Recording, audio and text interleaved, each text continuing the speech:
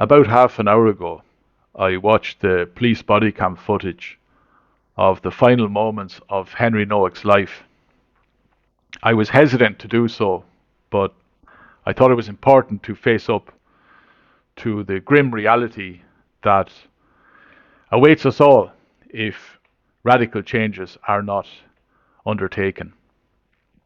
There are a few things I want to comment on, a few things I heard from other sources, and a few things I noticed in that police footage.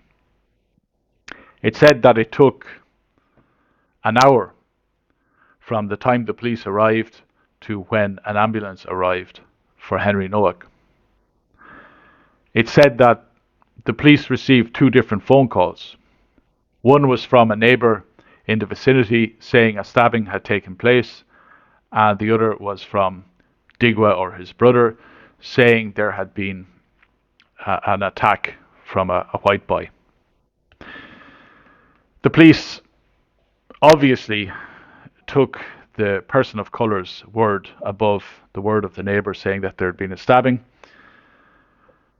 It said that Henry Nowak told the police 4 times that he'd been stabbed, and you can hear in the footage one of the police officers saying, "I don't think you have, mate." Henry Nowak on 9 occasions told them he couldn't breathe. And yet they arrested him, yet they put handcuffs on him. And it's horrific the way they drag Nowak out. So he's tried to escape from Digwa. He's been stabbed a number of times. He's bleeding out.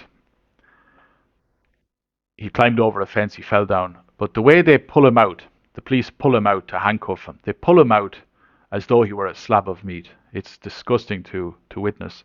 And you can see in the image here, in the thumbnail, the surgical gloves on the hands of the police officers. And you can see the pale hand of Nowak. He's lost pints of blood at this stage. It's a very pale hand. You can hear a female police officer saying that I think she says something like he's been stabbed in the face, or he said he's been stabbed in the face. And someone in the background says he hasn't been stabbed. And then the same policewoman says, but we have to check anyway. And you can hear someone saying no. Now, I don't know if they're saying no to her or no to someone else, because there are various people chatting in the background. But it's a horrible video to watch.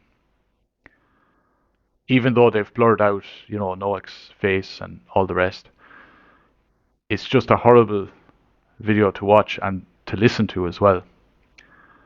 And we would hope that this would be a wake-up call. This would be a turning point. I hadn't heard about this story when it happened back in December, so almost 6 months ago.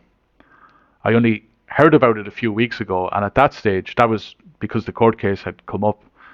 And at that stage, mainstream media was not reporting on this at all. It was as if they wanted to bury the story, because obviously it's inconvenient,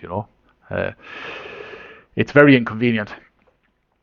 But the more they tried to bury it, the more it sprung out of the ground. So oh yeah, there's another thing as well. When they're arresting him, you can hear a policeman reading Nowak his rights, and the way he reads him his rights, he mutters out, you have the right to, but he mutters it as if he's sick and tired of reading people their rights. So you get the feeling with these police officers that they have no zest whatsoever for their job. It's a tick the box exercise, and you get the feeling that when they arrived on the scene, having received two different phone calls with two different versions of events, that they went for the easy one. All right, let's just believe all these people of color. They're the majority in this scenario, and we'll take their word over the guy who is no physical threat whatsoever. The guy who's lying in a heap on the ground and who says he can't breathe. and who says he's been stabbed. We'll take the people of color's word, because that's going to be easier, and that's going to save our pensions. We won't get into any trouble. There won't be any tribunals. We play it safe. Um, it's the right thing to do. Yeah, it's disgusting. Everything from this story is absolutely disgusting. All right, let me know what you think.